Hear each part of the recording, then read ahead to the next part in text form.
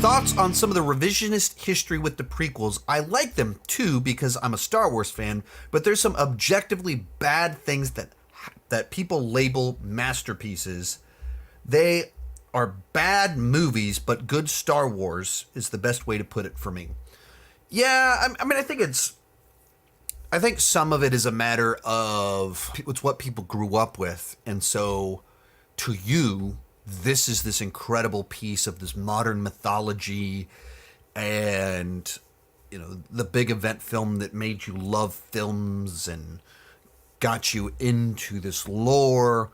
And so it's way up here. Some of other people saw it differently. So like for me, the one where that plays in for me, like I've always thought of Return of the Jedi right on par with the other two movies in the original trilogy. My brother-in-law is about 15 years older than me.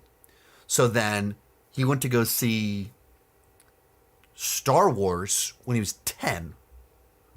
Perfect. Wow, amazing. Perfect age. And then he's in middle school for Empire Strikes Back. And then he's in high school for Return of the Jedi. And he's like, wait a minute, why are there teddy bears everywhere? And so he's one of those first generations that was riding the Star Wars wave and then, wait a minute, a second Death Star? What's going on here? And there's a batch of people that for them is when Star Wars lost it in 1983. And then for me, Ewoks were always kind of there. I was the age, I was even a little bit too young, but, you know, Ewoks toys, there's an Ewoks cartoon, didn't think anything of it. But then when I'm in high school, I go see Phantom Menace. This is Jar Jar. This is awfully base level comedy. He's stepping in poop. What is happening here? To the extent that, you know, by the time Revenge of the Sith comes out, like I'm in my snarkiest, most cynical, and so I'm laughing out loud in the theater at dramatic moments in the film because I was very obnoxious when I was younger. Still obnoxious, but very obnoxious back then. And then jump forward, I have a YouTube channel, and there's all these people like, Revenge of the Sith is the best Star Wars movie. It's way better than the original trilogy. It's better than Empire. That movie that made me laugh out loud, where Darth Vader goes, "Where's Padme? Where's Padme?" No! The movie with that scene that made me laugh out loud, the movie with like the goofiest, most underdeveloped reason for why Anakin turns to from we gotta go stop evil. Nah, I better go kill some kids. In a matter of minutes, that's the best one? So I think some of it is, you know, they're movies that they are designed or were designed for younger ages. Therefore, when you experience them at a younger age, it ignites your imagination. It makes you fall in love with this world.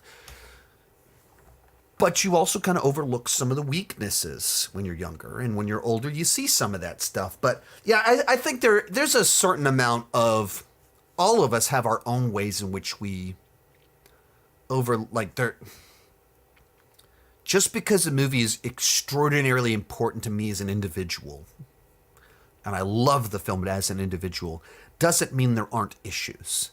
Or I think in the case of Star Wars, it's a world and characters that we just love so much that it's way over a 10. But then there's issues in the actual execution or whatever.